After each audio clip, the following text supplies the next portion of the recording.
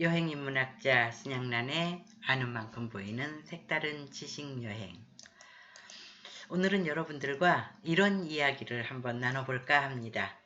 헬레네를 두고 아프로디테와 아이네아스가 대립한 까닭은 무엇일까 하는 문제입니다. 그 이야기는 이 그림 때문에 제가 생각해 본 겁니다. 이 그림의 제목은요, 트로이의 헬레네를 죽이려 하는 아이네아스를 만류하는 아프로디테라는 제목이 붙어 있습니다. 여기 보이는 이 젊은 남자가 아이네아스입니다. 그리고 아이네아스는 지금 헬레네라고 하는 여자를 죽이려고 합니다. 칼을 빼들었잖아요. 그리고 이제 그 장면을 보고 있던 아프로디테가 아이네아스를 만류하는 그런 장면입니다. 그런데 이 이야기가 그리스 신화 속에서 나름대로 널리 알려진 그런 내용인가 봅니다. 그래서 다른 그림들도 있어요.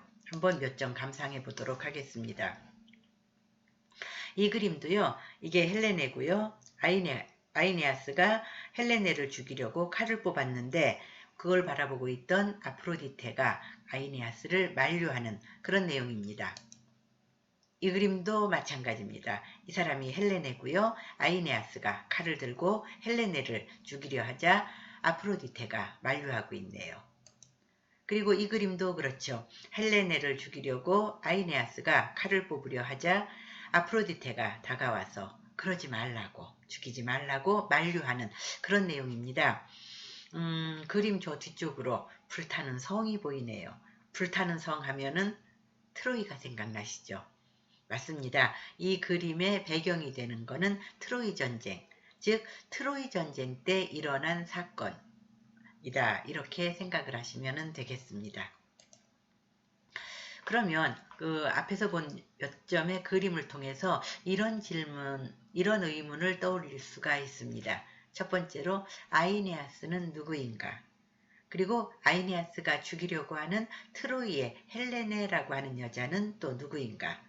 그리고 무엇보다도 중요한 질문은 이거죠. 아이네아스는 왜 헬레네를 죽이려 하는가? 그리고 아프로디테는 왜 헬레네를 구하려고 애쓰는가? 이런 것들이 좀 궁금해집니다. 그것들에 대해서 한번 함께 알아보려고 합니다.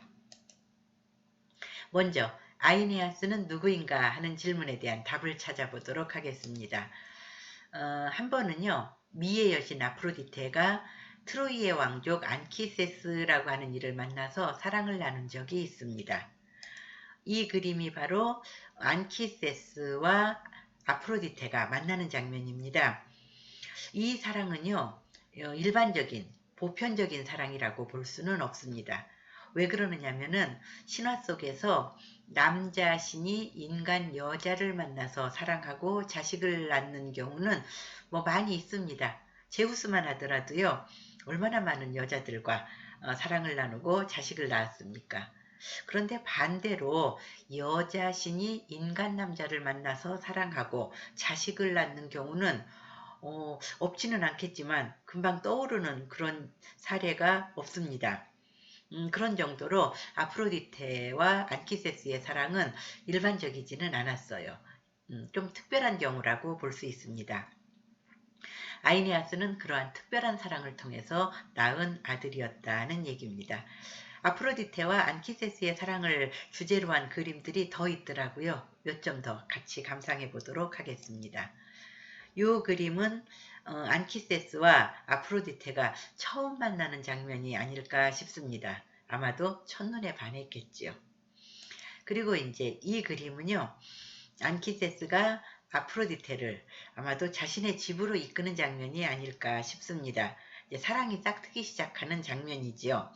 이 그림에서 눈여겨볼 만한 거는 에로스입니다. 사랑의 신 에로스는요, 사실은 아프로디테의 아들이에요. 뭐 아버지는 전쟁의 신 아레스라는 설도 있고 전령신 헤르메스라는 설도 있기는 하지만은 아무튼 어머니가 아프로디테인 거는 그거는 사실입니다. 그래서 에로스는 어머니인 아프로디테를 따라다니는 경우가 많아요. 그런데 이 그림에서는 단순히 어머니인 아프로디테를 따라왔다고 보기보다는 안키세스와 아프로디테 사이에 사랑이 싹트고 있다. 사랑이 싹트기 시작했다라는 것을 암시적으로 알려주는 역할을 한다고 볼 수 있습니다. 아무튼 이제 두 사람? 아프로디테는 사람은 아니죠. 둘 사이에 사랑이 싹트고 있습니다. 그리고 이제 이 그림은 사랑을 나눈 장면이 아닌가 싶습니다. 에로스는 여기에 표현되어 있습니다. 그리고 이 그림도 분위기로 볼 때 둘이 사랑을 나눈 장면으로 보입니다. 그 사랑을 통해서 아이네아스가 태어난 거예요. 그러니까 첫 번째 질문, 아이네아스가 누구인가 라고 하는 질문에 대해서는 그렇게 정의할 수 있겠죠. 미의 여신 아프로디테와 트로이의 왕족 안키세스에서 태어난 아들이다. 이렇게 정의하면 되겠습니다. 그 다음에 두 번째 질문은 트로이의 헬레네는 누구인가 하는 질문인데요. 헬레네는 사실은 제우스의 딸입니다. 제우스가 한 번은 스파르타의 왕비인 레다를 보고 반해서 백조로 몸을 변해서 사랑을 나눈 적이 있습니다. 백조와 사랑을 나누었기 때문인지 모르겠지만은 레다는 임신해서 아이를 낳는데 알의 형태로 낳았어요. 커다란 알 2개를 낳았다고 하는데 하나의 알에서는 아들 쌍둥이가 태어났고요. 다른 알에서는 딸 쌍둥이가 태어났습니다. 그 딸 쌍둥이 중에 하나가 헬레네입니다. 물론 이제 이때 낳은 다른 딸은 클리타임네스트라라고 하고요. 다른 아들 쌍둥이는 카스토르와 폴룩스라고 하는 이름인데 그들에 대해서는 이제 오늘 이야기하지 않겠습니다. 오늘은 헬레네에 초점을 맞추도록 하고 다음에 기회가 되면은 그 나머지 자식들에 대한 이야기도 하겠습니다. 헬레네는요. 한마디로 설명하자면은 세상에서 가장 아름다운 여인이었습니다. 그게 문제가 됩니다. 나중에 세상에서 가장 아름다운 여인 헬레네는 나중에 자라서 스파르타의 왕 메넬라오스와 결혼합니다. 그래서 스파르타의 왕비가 되지요. 그런데 남편 메넬라오스가 없을 때 트로이에서 온 파리스와 눈이 맞아요. 그래서 남편을 버리고 트로이로 가지요. 그것이 나중에 이제 트로이 전쟁의 원인이 됩니다. 헬레네는 남편 메넬라우스하고는 그렇게 사이가 좋지 않았던지 그 전쟁이 일어나기 전에 두 사람이 사이좋게 지내는 그림은 찾기가 힘들더라고요. 저는 이제 헬레네와 메넬라우스가 함께 있는 그림을 2점 찾았는데 요거는 전쟁이 끝난 후의 일입니다. 메넬라우스 입장에서 트로이 전쟁은 빼앗긴 자신의 부인을 되찾기 위한 전쟁이었거든요. 그리고 그 전쟁이 그리스 연합군의 승리로 끝났어요. 그러니까 이제 부인을 찾으려고 노력을 했겠죠. 부인을 만납니다. 메넬라우스가 부인 헬레네를 만났는데 아마 그때 그 부인에 대한 어떤 분노의 감정이 가슴속에 있었을 겁니다. 자신을 버리고 다른 남자를 따라간 부인이니까요. 그래서 이제 죽이려고 했는지 모르겠지만은 칼을 들고 헬레네에게 다가갔는데 문제는 헬레네의 얼굴을 보는 순간 너무나 아름다운 그 모습에 다시금 가슴이 심쿵했던가 봅니다. 그래서 들고 있던 칼을 떨어뜨리고 말았다라고 하는 이야기가 전합니다. 이 그림에서는 에로스예요. 에로스가 메넬라우스의 가슴에 헬레네에 대한 사랑의 감정을 불러일으켰다. 뭐 이렇게 이해가 되는 그림입니다.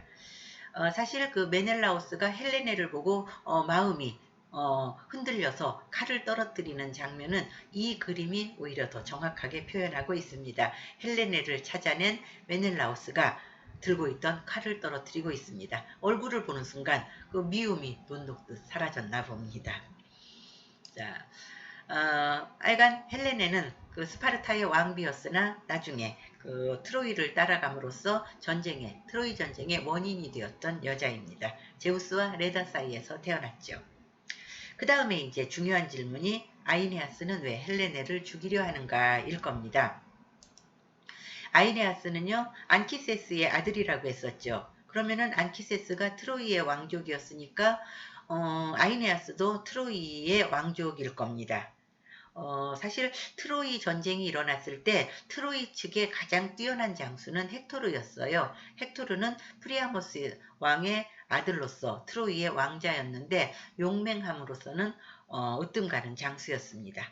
그리스 연합군도 헥토르의 이름을 들으면 두려워할 정도로 그렇게 훌륭한 장수였습니다. 그리고 이제 그 뒤를 잇는 장수가 아이네아스였던 겁니다. 그러니까 굉장히 뛰어난 장수였는데 이 아이네아스가 보기에 트로이 전쟁은 왜 일어났느냐면요. 헬레네가 처신을 똑바로 하지 못했기 때문에 일어났다고 본 겁니다.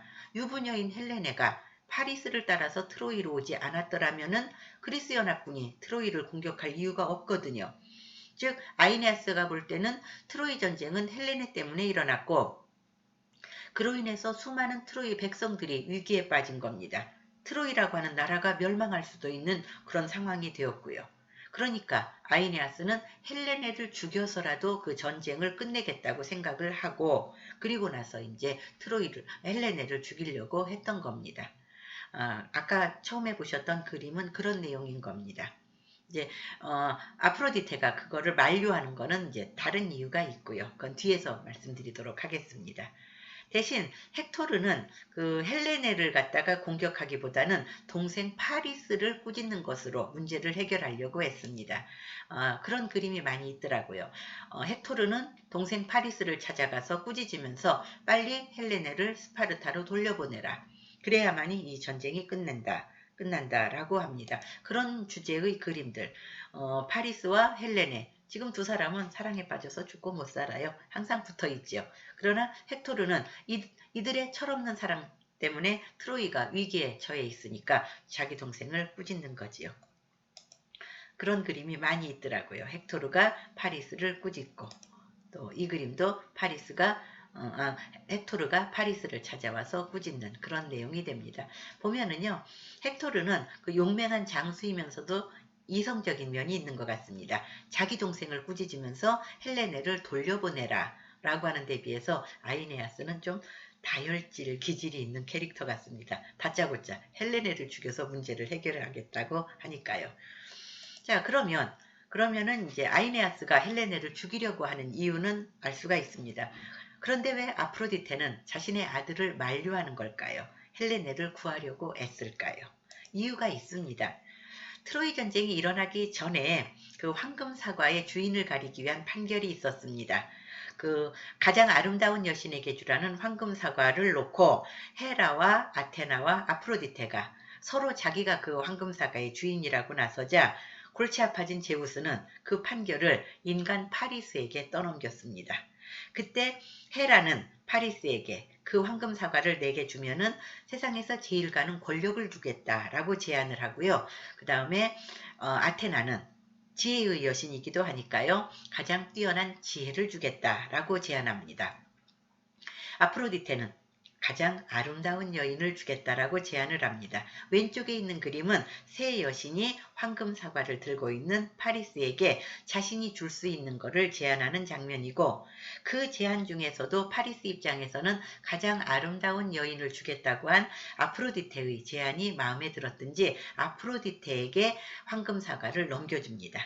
이때도 아프로디테 옆에 아들인 에로스가 있습니다. 그렇게 해서 이제 가장 아름다운 여신에게 주라는 황금 사과는 아프로디테에게로 넘어갔거든요. 그리고 난 다음에 아프로디테는 약속을 지킵니다. 세상에서 가장 아름다운 여인이 누구냐면은 헬레네거든요. 그 헬레네를 파리스에게 소개시켜주고 사랑하도록 만듭니다. 문제는 헬레네가 유부녀라는 거였죠. 이 그림을 보면은요. 아프로디테가 헬레네를 파리스에게 데려오고 에로스가 두 사람 사이에 그 사랑의 감정이 싹트도록 만들고 있거든요. 그렇다면은 이 파리스와 헬레네의 사랑은 철없는 사랑이 아니라 두 사람이 철없기 때문에 사랑에 빠진 것이 아니라 불가항력적이었다고 볼 수 있는 거지요. 에로스가 개입해서 두 사람의 마음속에 사랑의 감정이 싹트도록 했는데 어떻게 사랑하지 않을 수 있겠습니까?